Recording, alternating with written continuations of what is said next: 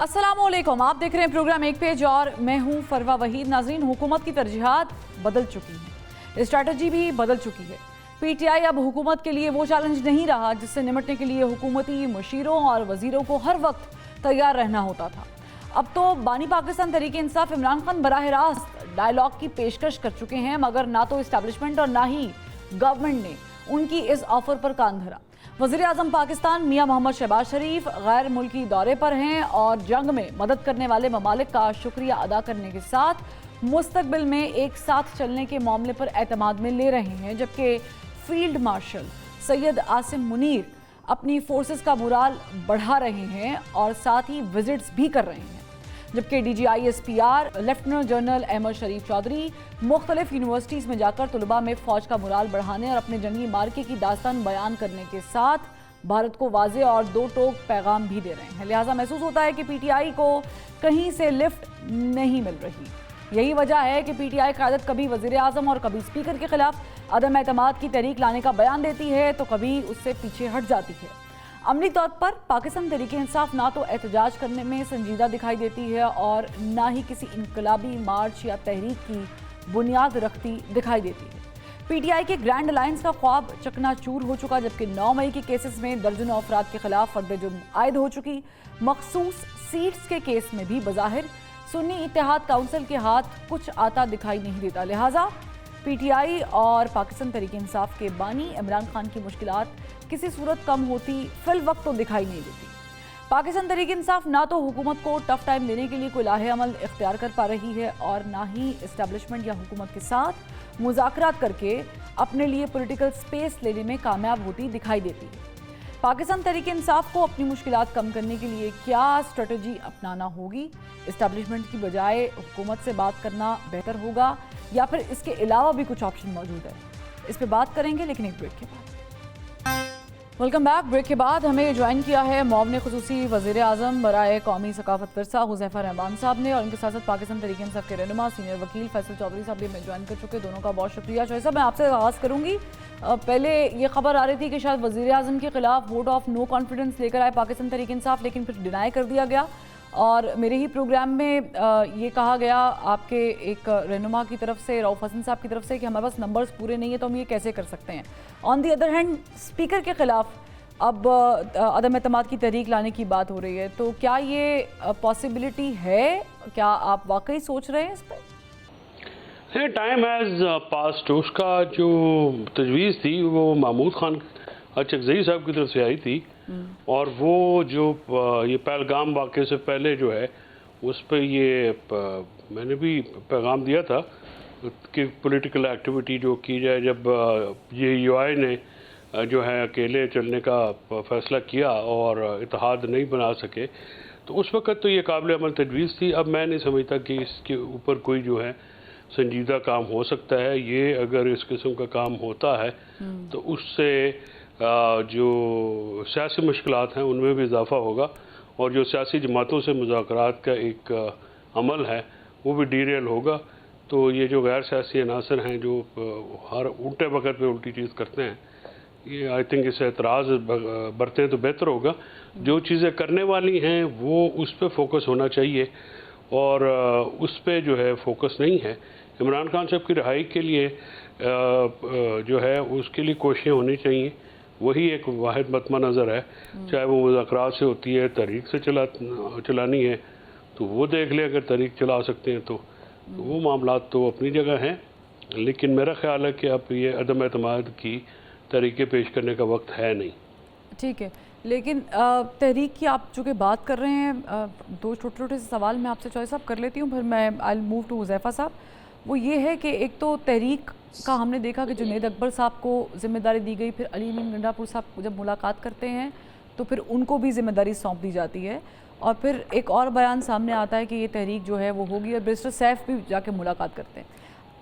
तहरीक चल पाएगी, चलनी चाहिए? उससे पहले डायलॉग्स का भी एक रास्ता है, उस पर भी पाकिस्तान तहरीक इंसाफ गौर कर रही है, क्या उस पर कोई ब्रेक थ्रू हुआ है? दूसरा ये कि बहुत सारे महाज खुले हुए हैं, तो जो रिज़र्व सीट्स वाला मामला है वो आपके हक़ में आता हुआ दिखाई नहीं देता, तो उसके लिए क्या करना चाहिए?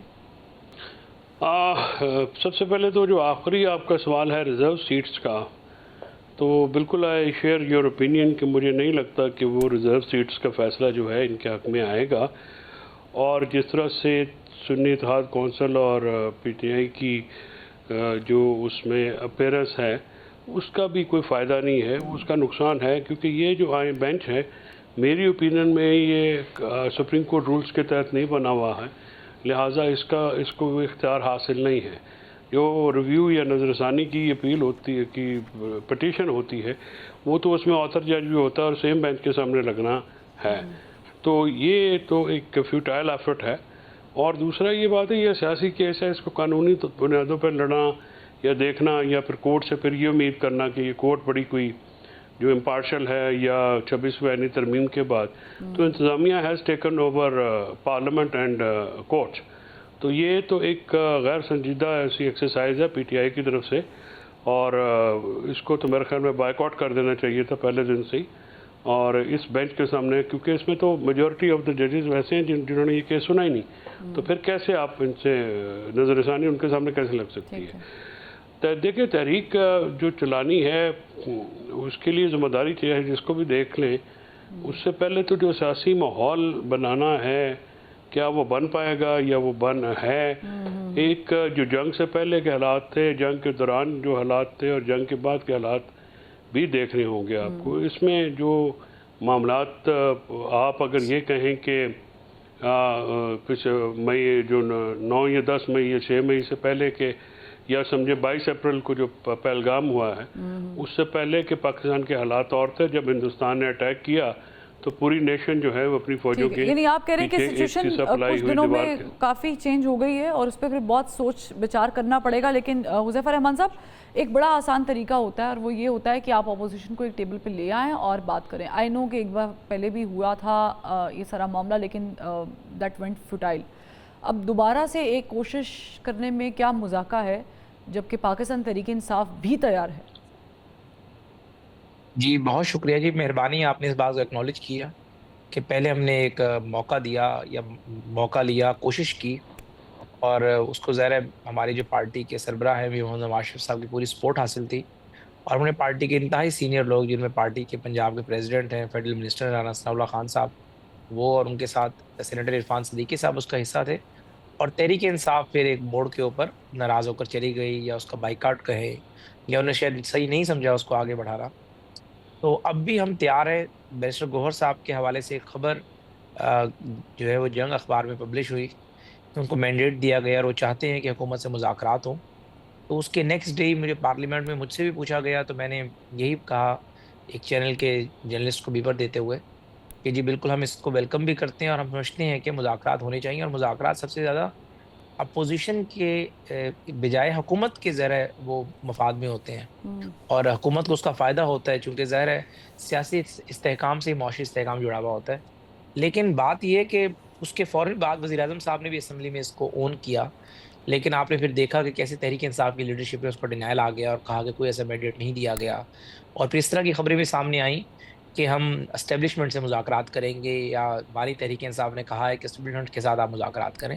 تو دیکھیں جب تک آپ اس طرح کی صورتحال رکھیں گے تو ظاہر بات آگے نہیں بڑھے گی۔ تحریک انصاف کو جب بھی مذاکرات کرنے ہیں اچھا، وہ لیکن حکومت کے ساتھ ہی کرنا۔ میں تھوڑا سا یاد دہانی کے لیے بتا دیتی ہوں کہ جب پہلے بھی مذاکرات کی بات ہوئی تھی، اچھا بالکل آپ بجا ہے کیونکہ آپ حکومتی بینچز میں بیٹھے ہیں، آپ پی ٹی آئی کو اس میں بلیم کر سکتے ہیں کہ وہ پیچھے ہٹ گئے، ہم بھی کسی حد تک کرتے ہیں، لیکن آن دی ادر ہینڈ گورنمنٹ نے بھی بہت زیادہ ڈیلیئنگ ٹیکٹکس یوز کیے تھے اور وہ ویزیبل تھے، وہ سب کے سامنے تھے۔ اسے بڑھانے کے لیے آپ لوگوں کو مزید وقت چاہیے تھا اور پی ٹی آئی شاید وہ وقت دینے کے لیے تیار نہیں تھی، بٹ آپ نے جو بات کی ہے کہ مذاکرات دوبارہ ہو سکتے ہیں اور ڈینائل میں چلے گئے، اس کے لیے تو پھر آپ کو ایک سنجیدہ کوشش کرنی پڑے گی، اور اس وقت بھی اسٹیبلشمنٹ کے ساتھ ہی پاکستان تحریک انصاف بات کرنا چاہتی تھی، but they still sat down with you. تو اگر ابھی بھی وہ کہہ رہے ہیں کہ اسٹیبلشمنٹ سے بات کرنی ہے تو وہ ایک ان کا انڈیویجول ایک فیصلہ ہو سکتا ہے، بٹ آپ کا اسٹیبلشمنٹ سے بات کر رہے ہیں یا نہیں کر رہے، یہ تو ایشو نہیں ہونا چاہیے۔ دیکھیں جی، ایشو یہ ہے کہ تحریک انصاف کیا ہم سے بات کرنا چاہتی ہے، ایک سوال تو یہ۔ دوسرا یہ کہ آپ نے کہا کوشش ہو سکتی ہے۔ دیکھیں وزیر اعظم پاکستان اسمبلی فلور پر دعوت دیتے مذاکرات کی، اس سے بڑی کیا کوشش ہو سکتی ہے؟ تیسری بات یہ ہے کہ پھر مذاکرات ہو کیوں نہیں رہے، یہ آپ کا سوال ہونا چاہیے۔ اس کا میں آپ کو جواب دیتا ہوں کہ اگر تحریک انصاف کی جو لیڈرشپ جیل سے باہر ہے وہ بھی چاہتی ہے، وزیر اعظم بھی انہیں انوائٹ کر رہے ہیں. اصل معاملہ یہ ہے کہ ابھی تک بانی تحریک انصاف اسی خمار میں ہیں. وہ یہ سمجھتے ہیں کہ جس طریقے سے ماضی میں اسٹیبلشمنٹ سیاست میں مداخلت کرتی رہی اور ماضی میں ہمیں انگیج کرتی رہی، ان کا یہ خیال ہے کہ اس مرتبہ بھی اسٹیبلشمنٹ کے ساتھ ہی وہ بیٹھے، کیونکہ اختیار ان کے پاس ہوتا ہے، بااختیار وہی ہیں.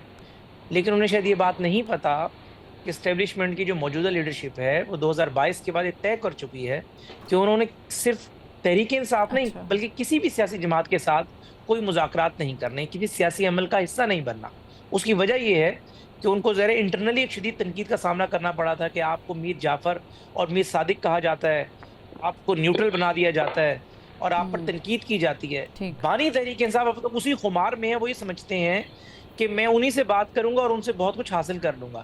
لیکن اسٹیبلشمنٹ، آپ کو یاد ہوگا کہ 2 خطوط کی بات آئی تھی کہ آرمی چیف کو لکھے گئے ہیں.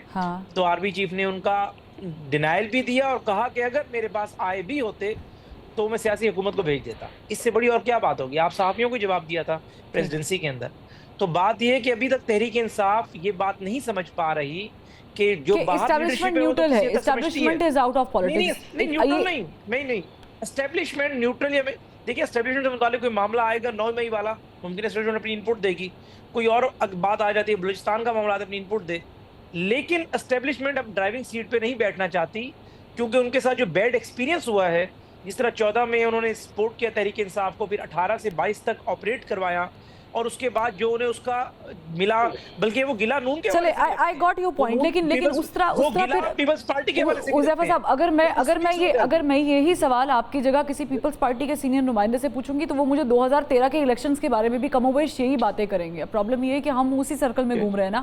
لیکن یہ جو آپ نے بات کی ہے کہ ہو کیوں نہیں رہے، میں چاہوں گی کیونکہ فیصل چودھری صاحب اس کا بہترین جواب دے سکتے ہیں. فیصل چودھری صاحب، آپ تو یہ مانتے نہیں ہیں شاید کہ اسٹیبلشمنٹ کا کوئی ابھی بھی کردار نہیں ہے. آپ پہلی بھی تصحیح کر دیجیے گا کہ آپ مانتے ہیں کہ نہیں مانتے ہیں کہ پولیٹیکل سیناریو میں اسٹیبلشمنٹ کا کوئی سٹانس یا رول ہے. دوسرا یہ کہ مذاکرات ہو کیوں نہیں رہے. اسٹیبلشمنٹ کا پاکستان کی سیاست میں ہمیشہ سے بہت رول رہا ہے اور رہے گا. اور اس کو کرٹیل کرنے کے لیے جو سپیس ہے اس میں شہباز شریف کی بہت زیادہ ان کی نااہلی ہے. انہوں نے ساری پولیٹیکل سپیس سبمٹ کر دی ہے. اب اس سپیس کو کیسے لیتے ہوئے بھی کافی ڈیکیڈز لگیں گے. شہباز شریف صاحب آپ کو ہر پیج پہ دکھ رہے ہیں، ایک پیج پہ دکھ رہے ہیں، ہر ایڈورٹیزمنٹ میں دکھ رہے ہیں. شہباز شریف صاحب دورے کر رہے ہیں، ان کی حکومت مستحکم ہو گئی ہے، ان کے وزیر پہلے سے زیادہ کانفیڈنس میں آ چکے ہیں. آپ کیسے کہہ رہے ہیں فیصل صاحب کہ وہ مطلب تھوڑا سا جسٹیفائی کریں مجھے. اچھا، میں نے سوچا آپ نے سوال پوچھا تو میں نے جواب دینا. شہباز شریف صاحب کی نااہلی ہے کہ انہوں نے پولیٹیکل سپیس سبمٹ کر دی ہے اور انہوں نے اسٹیبلشمنٹ کا رول بہت زیادہ کر دیا ہے. جنگ جو ہے وہ جیتنا، that is a national pride. ایک نیشنل اس میں تمام سیاسی جماعتیں شامل ہیں، اس میں قوم پوری شامل ہے، اور وہ کسی بھی سیاسی جو تعلق سے بالا تر ہو کے تمام قوم نے فوج کا ساتھ دیا اور فوج نے ایک بہت بڑی کامیابی حاصل کی ہے. اس میں کوئی شک کی بات نہیں ہے، اور جو بات اکنالج کرنی چاہیے اس کو بالکل کرنا چاہیے اور اس میں اگر مگر نہیں رکھنے چاہیے. ہیونگ سیڈ سو، اسٹیبلشمنٹ بات اس لیے نہیں کر رہی ہے کہ آپ ان کے اوپر اس وقت کمپلشن کوئی نہیں ہے، پی ٹی آئی کا دباؤ نہیں ہے. پی ٹی آئی کا جب تک کوئی پولیٹیکل دباؤ نہیں ہوگا، نہ حکومت نہ اسٹیبلشمنٹ بات کرنے کے لیے ٹیبل پہ آئے گی. یہ کہنا کہ اسٹیبلشمنٹ سے ہم بات کریں گے، یہ خواہش تو کافی دفعہ دہرا چکے ہیں. لیکن سوال اس وقت بڑا ہے کہ اسٹیبلشمنٹ آپ سے بات کرنے کو تیار ہے تو وہ ابھی جو ہے تیار نہیں ہے. ابھی وہ صورتحال نہیں بن سکی ہے، اور اس صورتحال کو بنانے میں اب شاید کافی ایفرٹ بھی لگے گی اور ٹائم بھی لگے گا. اور اس کے لیے عمران خان صاحب کو اپنی ٹیم میں تبدیلیاں کرنی پڑیں گی. وہ ٹیم جو کہ غیر سیاسی ہے، جو کہ ہر معاملے کو جذباتیت کا رنگ دے دیتے ہیں اور پھر عمران خان صاحب کو غلط فیڈ کیا جاتا ہے، غلط فیصلے جو ہیں وہ کیے جاتے ہیں، تو وہ ان معاملات سے باہر نکل کے حقیقت پسندی کے اوپر آ کے فیصلہ لینے کی ضرورت ہے. اور عمران خان صاحب کو جو انفارمیشن سپلائی ہو رہی ہے وہ ڈسلیوژنس کا شکار لوگ جو ہیں وہ جا کے بتاتے ہیں. جب تک ان تک حقیقت پہنچے گی تبھی وہ کوئی صحیح فیصلہ لے سکیں گے. جو اس وقت جو لوگ اپنی نوکری بچانے کے لیے उनकी उनको खुश करने के लिए ये बात करते हैं और उनसे ज़मीनी हक़ाइक़ को दूर रखते हैं, वो उनसे कोई अच्छा काम नहीं करें। उनका नुकसान उन्होंने किया भी है, कर भी रहे हैं और करेंगे भी। तो ये सूरत हाल इसलिए है कि इस्टेब्लिशमेंट जो है उसके बगैर पाकिस्तान की सियासत जो है वो ना कभी मुकम्मल हुई है, ना है, ना होगी। तो इस चीज़ को डिनाई करने वाला जो अगर कोई एलिमेंट है, मैं समझता हूँ कि वो या तो झूठ बोल रहे हैं या उनको सियासी पाकिस्तान की सियासत का इदराक नहीं है। ठीक, चलें, आपने interestingly you have pointed out couple of things, और मैं चाहूँगी कि ब्रेक के बाद फिर इन्हीं को हम डिस्कस करें। एक ब्रेक का कहा जा रहा है डिसइंफॉर्मेशन है, खान साहब को उस तरीके से इन्फॉर्म नहीं किया जा रहा, दबाव है, दबाव होना चाहिए, फिर ही मुज़ाकरात होंगे, और इस्टेब्लिशमेंट इस वक्त बात नहीं कर रही। एक ब्रेक लेते फिर वापस आते हैं। Welcome back. ब्रेक पे जाने से पहले फैसल चौधरी साहब ने कुछ बड़े अहम पॉइंट्स जो हैं वो हाईलाइट किए थे कि क्यों बातचीत नहीं हो पा रही है और पाकिस्तान तहरीक इंसाफ की पोजीशन इस वक्त वो क्यों नहीं है जो होनी चाहिए थी। तो इट सीम्स लाइक हुज़ैफ़ा साहब के आप लोग जो कि गवर्नमेंट में बैठे हैं, इन तमाम तर जो लूप होल्स हैं उसका भरपूर फ़ायदा उठाया जा रहा है, उठा रहे हैं। लेकिन वो जो बात फैसल चौधरी साहब कह रहे थे कि पोलिटिकल स्पेस बिल्कुल सिफर कर दी है, आप लोगों ने वाकई बिल्कुल सिफर कर दी है पोलिटिकल स्पेस? देखिए, मेरे ख्याल से आपने खुद भी उनकी बात को काउंटर किया था। मैं समझता हूँ पाकिस्तान के, अगर आप सिविल मिलिट्री रिलेशनशिप की बात करेंगी, पाकिस्तान की 77 साल तारीख में सिविल मिलिट्री रिलेशनशिप में जो सबसे बड़ा नुकसान पहुंचाया पाकिस्तान को, वो इमरान खान ने पहुंचाया। अच्छा, बानी तहरीक इंसाफ ने सबसे बड़ा नुकसान, और ये मैं नहीं कहता, ज़ाहिर है आपके भी चैनल्स के बहुत सारे लोग, आपका मुझे नहीं अंदाज़ा, लेकिन जो पाकिस्तान के जहांदीदा जर्नलिस्ट हैं वो सारे इस बात पे मुत्तफिक हैं अच्छा, कि ज़ाहिर है पहले उसने जो है 2011 से उनके कंधों पर सवार होकर वज़ारत उज़्मा को अचीव किया, 18 के बाद 22 तक उनके साथ रहा कि जी आर्मी चीफ को कहा कि जी कौम के बाप होते हैं, और जब अदम एतमाद आई और उसके बाद फिर ज़ाहिर है उन्होंने जो कुछ किया। और आज भी बानी तहरीक इंसाफ ये कहीं नहीं कहते कि एस्टेब्लिशमेंट से मैं बात नहीं करूंगा, नाम ले ले, मैं नाम ले सकती हूँ इमरान खान साहब का, आप भी ले लें। चले मैं ले लेता हूँ बानी तहरीक साहब, इमरान खान साहब। मैं ऐसे भी कह रहा हूँ कि आपके चैनल का जो ज़ाहिर पॉलिसी मुझे नहीं पता, ज़ाहिर पैमरा का मेरी वजारत के अंडर नहीं आता, वरना मैं ये भी कहता कि उस तरीके से अगर नाम ले लिया जाए कोई इतनी बड़ी बात नहीं है, लेकिन चूंकि वो बीप आएगी तो मैंने वैसे ही बानी तहरीक साहब। जब पैमरा की तरफ से पाबंदी है इमरान खान साहब के नाम पे, वैसे चलिए छोड़ो, ये बताएं मेरे ख्याल से तो है, मुझे आई डोंट नो, मुझे नहीं पता, मैं इसमें मैं गलत मालूमात ऐसे शेयर कर बैठूं, जिस चीज़ का मुझे इल्म नहीं होता मैं वैसे माजरत कर लेता हूँ। अच्छा, बात इंपॉर्टेंट ये है कि बानी तहरीक इंसाफ में जो बात पूरी आपसे कर रहा था, बानी तहरीक इंसाफ आज अगर ये बात करे ना कि जी मैंने सियासी लोगों से बात करनी है, सियासी जमातों के सरबराहों से बात करनी है, मैं हुकूमत से बात नहीं करता, हम फिर भी कहेंगे परला बंदा डेमोक्रेसी की बात कर रहा है। क्योंकि पाकिस्तान में जितनी जमातें रजिस्टर्ड हैं, जो पार्लियामेंट में मौजूद हैं, बेशक उनकी नुमाइंदगी कम या ज्यादा पे मेरी बहस है, फॉर्म 45-47 में बहस है, लेकिन मैंने इसी सियासी लोगों से बात समझ आती है। वो क्या कहते हैं? वो कहते हैं मैंने एस्टेब्लिशमेंट से बात करनी है, नैरेटिव वो देते हैं एंटी एस्टेब्लिशमेंट, बात वो कहते हैं कि एस्टेब्लिशमेंट की सियासत में मुदाखलत खत्म हो, बात वो कहते हैं कि मीर जाफर और सादिक हैं, बात वो कहते हैं कि जानवर न्यूट्रल होता है। बात ये है कि बेसिकली उसका एस्टेब्लिशमेंट के खिलाफ बयानिया सिर्फ इसलिए है कि एस्टेब्लिशमेंट इस दफा मेरे साथ क्यों नहीं खड़ी हुई भी, और एस्टेब्लिशमेंट इस दफा मेरे साथ खड़ी हो जाए, और एस्टेब्लिशमेंट दोबारा मुझे मंजूर नजर बनाकर लाडला बनाकर वजीर आजम की कुर्सी पे बिठा दे। वो बंदा सारी स्ट्रगल इस बात पर कर रहा है।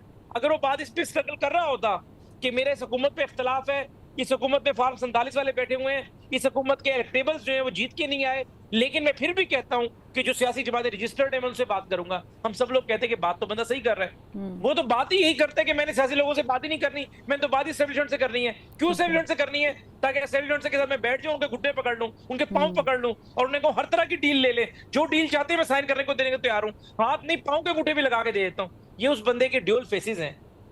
फैसल चौधरी साहब जैसे लोग जो है पॉलिटिकल लोग हैं, आज से नहीं है ना, ये बानी इमरान खान की वजह से सियासत जीतते आए हैं, इनके बाप दादा से सीटें निकालते आ रहे हैं, इलेक्टेबल्स हैं। इस तरह के लोगों को आप आगे करें, ये सियासी लोग हैं, बेशक किसी सियासी हुकूमत से भी बात करेंगे।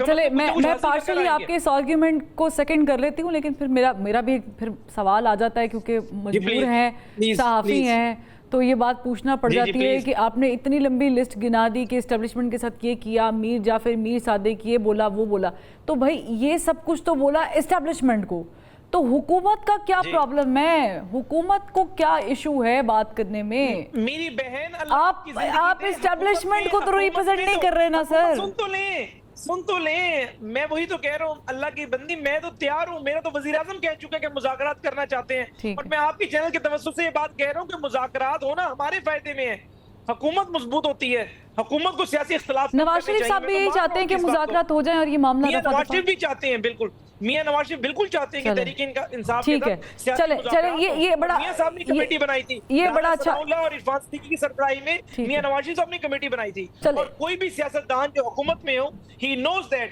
political stability is directly proportional with the economic stability. Economic stability تب آئے گی جب سیاسی stability ہوگی. Everybody knows that and you cannot, exactly, thank you for saying that, and you cannot ignore a person that is famous, that holds some grounds. آپ اسے مانے نہ مانے, we all can disagree, تو اس پہ بات چیت ہونی چاہیے. میں بھی اس لیے بیٹھی ہوئی ہوں کہ بات چیت کریں. فیصل چودھری صاحب وہ کہہ رہے ہیں نواز شریف صاحب بالکل تیار ہیں, وہ بھی چاہتے ہیں کہ پولیٹیکل سپیس ملنی چاہیے. اگین بہت اچھی بات ہے, لیکن جب ہم آپ کے کسی بیان کی طرف دیکھتے ہیں تو آپ نے کہا تھا ایک دفعہ کہ اگر عمران خان صاحب باہر آ جائیں, ان کو ڈر ہے تو پھر ان کی حکومت ختم ہو جائے گی. تو کیا یہ حکومت ختم کیے بغیر باہر آ سکتے ہیں؟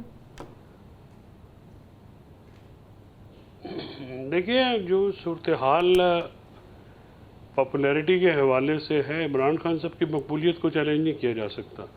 عمران خان صاحب واحد شخصیت ہیں تحریک انصاف میں بھی اور ملک میں بھی جو کہ بہت زیادہ مقبول ہیں, اور ان کی پاپولیرٹی میں کوئی فرق نہیں آیا. پی ٹی آئی جو ہے ایز اے پارٹی ریلیونٹ ہے, عمران خان ایز اے شخصیت بہت ریلیونٹ ہیں, ان کی شخصیت بہت مضبوط ہے اور وہ بالکل مرکز ہیں ہر چیز کا, لیکن ان کی پارٹی نہیں ہے. دیکھیے لیکن وہ کیونکہ جیل میں ہیں, اب یہ چیز تو بات چیت کا آغاز جو ہے, میں اس بات کا قائل ہوں کہ اسٹیبلشمنٹ سے بات چیت آپ کو کرنے سے پہلے سیاسی جماعتوں سے بات چیت کرنی چاہیے بھی اور کرنی پڑے گی بھی. آج کر لیں, 4 مہینے بعد کر لیں, سال بعد کر لیں, جب وہ تو مرضی ہے ان کی. تو گزارش یہ ہے کہ کیونکہ ایونیو یا اوپننگ ہے وہ سیاسی جماعتوں سے بات کرنے پہ ملے گی, کیونکہ بہت سارے ایسے معاملات ہیں جو تمام سیاسی جماعتوں کے اکٹھے ہیں. جو ریلیشن شپ ہوتی ہے اسٹیبلشمنٹ کی اور پولیٹیکل جماعتوں کی, کیونکہ یہ 17 سیٹوں کے لوگ ہیں اور ان کو امپوز کیا گیا ہے, لہٰذا ان میں یہ وہ نہیں ہے, جرت نہیں ہے کہ یہ کوئی دوسری رائے لے سکیں. لیکن ہمیشہ جو دنیا میں الیکٹڈ گورنمنٹس جو ہوتی ہیں, پولیٹیشینز جو ہوتے ہیں, افواج جو ہوتی ہیں, وہ ہمیشہ اور اسٹیبلشمنٹ ہمیشہ ان کے ماتحت ہوتی ہے. اسٹیبلشمنٹ کے بغیر حکومتیں نہیں چلتی, یہ ایک فیکٹ ہے, اور یہ دنیا میں آج سے نہیں ہمیشہ سے, یعنی کبھی آپ نے کوئی ایسی سٹوری نہیں پڑھی ہوگی جس میں بادشاہ کے پاس فوج نہ اور انہوں نے دنیا میں سسٹم چلتا ہے. بادشاہ کو تو فوج کو ساتھ لے کے چلنا پڑتا ہے, تو فوج کو ساتھ لے کے چلنا پڑتا ہے, اور فوج جو ہے ظاہر ہماری فوج ہے, ہم اس کو ڈسون تو نہیں کر سکتے کسی صورت بھی. اور پھر فوج نے جب ہندوستان کے خلاف مارکا آرائی کی تو آپ دیکھیے کہ کیونکہ لوگ فوج کو ہندوستان یعنی اپنے دشمن سے لڑنا دیکھنا چاہتے ہیں, تو وہ بہت پاپولیرٹی ہوئی ان کی.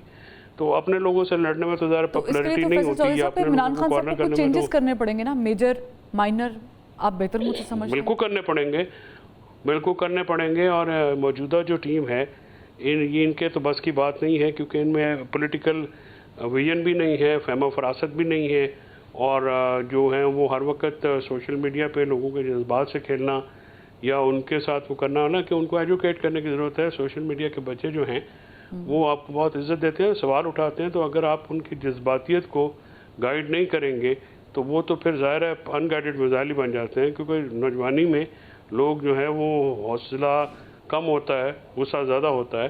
دوسری بات یہ ہے کہ حکومت کو بھی کوئی عقل کے, حکومت میں بھی کنفیوژن ہے. مریم نواز کا بیان اور آتا ہے اور شہباز شریف کا بیان اور آتا ہے. پہلے تو سب سے پہلی بات ہے کہ نواز شریف نے کبھی بھی نہیں کہا کہ وہ مذاکرات کریں یا نہ کریں, وہ تو سمم بکمم ہیں. ان میں تو جنگ کے بیچ میں بھی نہ بھارت کی نہ مودی کی مذمت کی باپ بیٹی نے, اور انہوں نے ایک لفظ تک نہیں بولا. مریم نواز نے اپنی سپیچ میں پی ٹی آئی کو بھارت سے زیادہ جو ہے بڑا دشمن قرار دیا ہے. تو اب شہباز شریف بات چیت کا پیغام دے رہے ہیں, تو پہلے اپنی صفوں میں اپنے گھروں میں بیٹھ کے بات تو آپس میں تو طے کر لیں یہ کرنا کیا چاہتے ہیں, کیونکہ یہ بھی کنفیوژن جو ہے یہ ہمارے شکوک و شبہات کو اسٹرینتھن کرتی ہے کہ یہ حکومت ہمیں انڈلج کر کے ٹرک کی بتی کے پیچھے لگائے گی, کیونکہ پاورز تو بالکل ان کے پاس نہیں ہیں. لیکن پھر بھی میں سمجھتا ہوں کہ سیاسی جماعتیں چاہے پاور لیس بھی ہوں, ان سے بات چیت ہونی چاہیے. ٹھیک ہے, یعنی بالکل, اور یہ بڑا خوشائند بات ہے, کیونکہ وہ شعر ہے نا کہ مجھ سے پہلے جو ایک شخص یہاں تخت نشی تھا اس کو بھی اپنے خدا ہونے پہ اتنا یقین تھا، کیونکہ یہ ہوتا ہے آپ جب پاور میں ہوتے ہیں، آپ کے پاس اتھارٹی ہوتی ہے تو آپ بھول جاتے ہیں کہ آپ کو کسی سے بات کرنی ہے، اور بات کرنا ہی ضروری ہے۔ لیکن اگین خوشائند بات ہے کہ فیصل چودھری صاحب نے جو کہا اور جو حذیفہ رحمان صاحب نے کہا کہ بات چیت کے دروازے کبھی بند نہیں ہونے چاہیے، بات چیت ہونی چاہیے۔ دیکھنا یہ کہ بات چیت کتنی جلدی ہوتی ہے، کن اصولوں پر ہوتی ہے، کیا شرائط کے ساتھ ہوتی ہے، بغیر ہوتی ہے، اسٹیبلشمنٹ سے ہوتی ہے نہیں ہوتی، کم از کم تمام سیاسی جماعتوں سے ہونی تو چاہیے۔ ایک بریک لیتے پھر واپس آتے ہیں۔ ویلکم بیک ناظرین، 2 سالوں میں پاکستان کا ریونیو دگنا ہو گیا، مگر پاکستان کی معاشی مشکلات کم نہیں ہو سکی۔ بجٹ سے پہلے IMF کے ساتھ مختلف معاشی اہداف پر بات چیت جاری ہے۔ تنخواہ دار طبقے پر ٹیکس کا بوجھ کم کرنے مگر ریونیو اکٹھا کرنے پر زور دیا جا رہا ہے۔ ادھر وزارت خزانہ اور منصوبہ بندی کے اختلافات بھی آمنے سامنے ہیں اور ان پر بھی بات ہو رہی ہے، اور FBR کو 833 ارب کے شارٹ فال کی وجہ سے بھی معاشی تشویش میں اضافہ ہو رہا ہے۔ سر پر بجٹ ہے، عوام پریشان ہے اور حکومت اپنے اہداف پورے کرنے کے لیے سوچ بچار کر رہی ہے، جبکہ دوسری جانب وزیر خزانہ محمد اورنگزیب نے کہا ہے کہ دنیا پاکستان کی معاشی بہتری کا اعتراف کر رہی ہے اور معاشی بہتری کی رفتار پر حیران ہے، تب تنخواہ دار طبقے کے لیے ٹیکس کم کرنے کی کوشش کر رہی ہے۔ جو ملک کا پوٹینشیل ہے، ورلڈ بینک کی بھی رپورٹ ہے کہ 2047 تک going in the right direction because we were still talking about $300 billion plus economy. ہماری پوری کوشش ہے 70-80% of the salary class salary ان کے اکاؤنٹ میں گرتی ہے، وہ سورس پہ ڈیڈکٹ ہو جاتی ہے۔ Why do they have to fill 140-150 various measures ہیں، we are trying to bring it down, so that's our attempt that before we get to end of September we get this one done. حکومتی دعوے اپنی جگہ، مگر middle class طبقے کے لیے نہ تو ٹیکس کا بوجھ کم ہو رہا ہے اور نہ ہی مہنگائی کم ہو رہی ہے۔ اب 10 جون کو پیش ہونے والے بجٹ کو لے کر بھی عوام میں تشویش پائی جاتی ہے کہ کیا مڈل کلاس طبقے کو کوئی ریلیف ملے گا یا پھر نہیں، معاشی کنڈیشن کیا ہے، اس پر بات کریں گے۔ ہمارے ساتھ موجود ہیں سابق وزیر خزانہ اور ماہر معاشی امور ڈاکٹر حفیظ پاشا صاحب۔ ڈاکٹر صاحب بہت شکریہ، آپ نے وقت نکالا۔ محمد اورنگزیب صاحب کی بھی آپ نے گفتگو سنی، اس سارٹ میں کہا یہ جا رہا ہے اور IMF بھی ایکسپیکٹ کر رہا ہے کہ ہم سیلری کلاس جو لوگ ہیں ان پر بوجھ کم کریں، لیکن سب سے زیادہ انفارچونیٹلی جو ٹیکس ہے وہ ہم اسی کلاس سے وصول کرتے ہیں۔ آپ سمجھتے ہیں کہ ایک ایسی کلاس کو ریلیف دیا جا سکتا ہے اپ کمنگ بجٹ میں جو ٹیکس پر ٹیکس بھی پے کرتی ہے اور ہر چیز پر ٹیکس پے کرتی ہے؟ دیکھیے، جو ہمارا سیلری طبقہ ہے ان پر آپ کو کچھ حیرانگی اس بات کی شاید ہو کہ اس سال ان سے جو انکم ٹیکس میں ریونیو حاصل کی جا رہی ہے وہ تقریباً 500 ارب۔ پچھلے سال یہ 350 ارب تھا، تو یعنی کہ ایک سال میں 150 ارب کا اضافہ کیا جا رہا ہے۔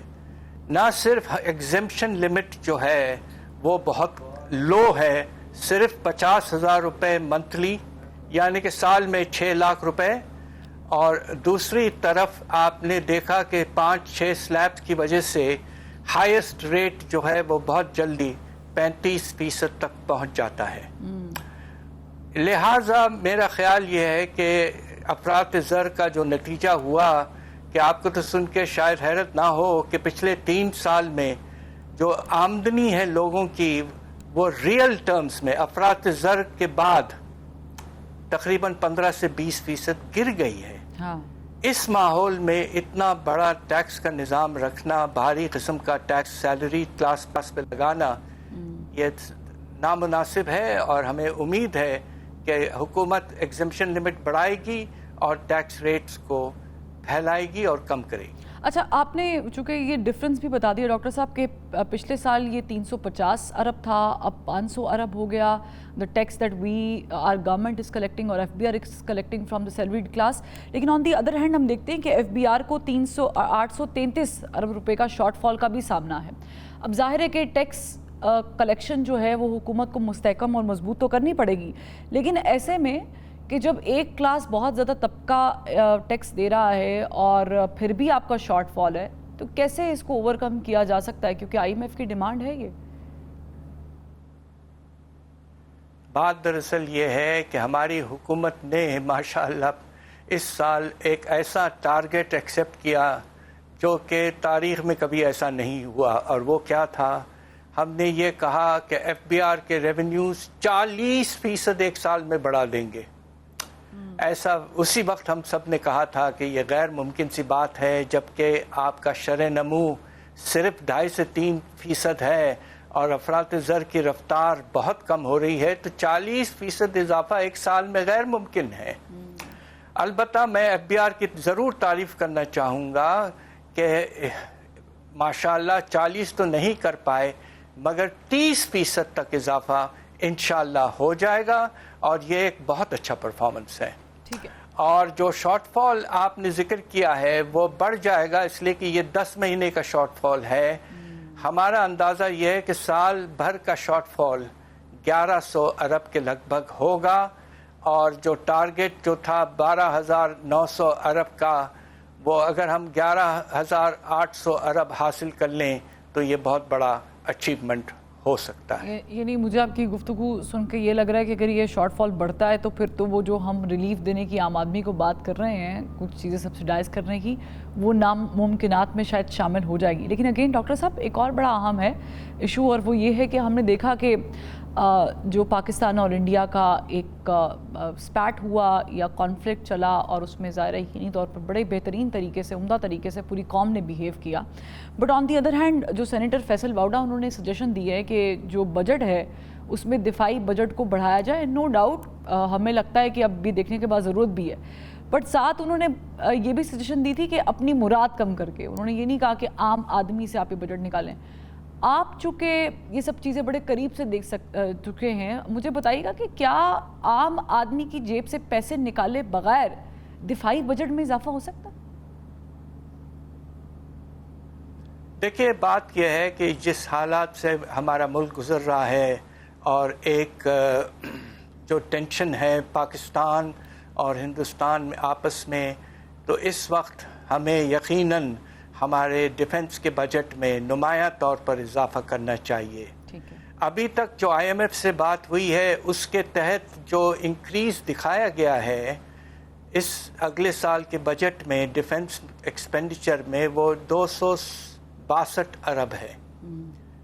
ہمارا اندازہ یہ ہے کہ یہ کم ہے، کم از کم اضافہ 500 ارب تک کا پہنچنا چاہیے، تاکہ ہمارے پاس یہ پروویژن ہو کہ اگر پھر سے ہمارے ٹروپس وغیرہ کو موو کرنا پڑے تو ہمارے پاس بجٹ میں پروویژن ہو. اور انشاءاللہ IMF سے یہ بات چیت مناسب ہو جائے گی وقت آنے تک. ٹھیک ہے. اب سوال یہ پیدا ہوتا ہے کہ یہ ایڈیشنل ریونیو جو ہے وہ آپ کہاں سے اٹھائیں گے. آنے والے سال میں 2-3 سیکٹرز ہیں جس پر رجحان مناسب طریقے سے IMF نے کہا ہے ہمیں کہ ہم فوکس کریں. سب سے پہلے زرعی شعبے میں آمدنی پہ ٹیکس نہ ہونے کے برابر ہے. آپ کو سن کے شاید حیرت نہ ہو کہ پاکستان میں 1% ہمارے زمیندار جو ہیں وہ 22% زمین ان کے ہاتھ میں ہے، اور 30% ایسی زمین جو اریگیشن سپلائز جس میں مناسب ہوں.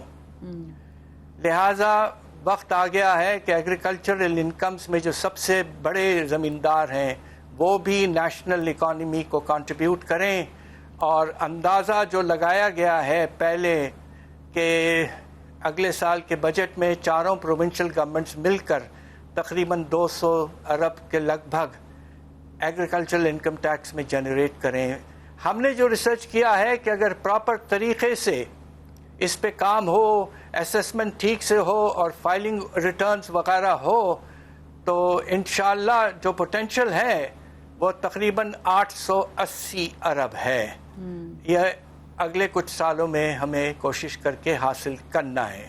دوسری طرف آپ کا ریٹیل سیکٹر، جو آپ کے دکان بڑے دکان ہیں، وہ اس سال ایک ہم نے تاجر دوست اسکیم لائے تھے جس سے ہم صرف 50 ارب چاہتے تھے، ملا اس سے بھی آدھا سے بھی کم. تو لہٰذا سکوپ بہت ہے کہ جو انڈر ٹیکس سیکٹر ہیں، جہاں ٹیکس نہ ہونے کے برابر ہیں، ان میں ٹیکس میں اضافہ کریں اور اپنے ٹیکس بیس کو براڈن کریں، تو انشاءاللہ ہمیں ایڈیشنل ریونیوز ملیں گے اور ڈیفنس کے خرچے ہم سلیقے سے پورا کر پائیں گے without increasing the budget deficit. ٹھیک ہے، بہت شکریہ ڈاکٹر حفیظ پاشا صاحب، آپ نے اتنی گہرائی میں دیکھنے والوں کو سمجھایا، اور یقینی طور پہ یہ بجٹ تھوڑا مشکل ہو سکتا ہے، پرابلمٹک بھی ہو سکتا ہے، لیکن آئی ایم ایف چونکہ کہہ رہا ہے کہ ترقیاتی منصوبوں کو آپ کم کریں، ان کے بجٹ کو کم کریں، تو ہم اس کو کہیں اور بھی یوٹیلائز کر سکتے ہیں۔ آن دی ادر ہینڈ کرپٹو کے اوپر پاکستان کی بڑی اہم پیش رفت ہوئی ہے، اور اس میں جو ہے وہ 2000 میگا واٹ بجلی جو ہے وہ اضافی وہ مختص کی جا رہی ہے۔ ظاہر ہے یہ آئی پی پی سے بجلی لی جائے گی، اور دیکھنا یہ ہے کہ ہم 2004 اور 5 کے بعد آج 2025 میں یہ انیشیٹو لے رہے ہیں، تو آگے جا کے یہ کتنا سود مند ثابت ہوگا۔ اجازت دیجیے، پروگرام کا وقت ختم ہو گیا، اللہ حافظ۔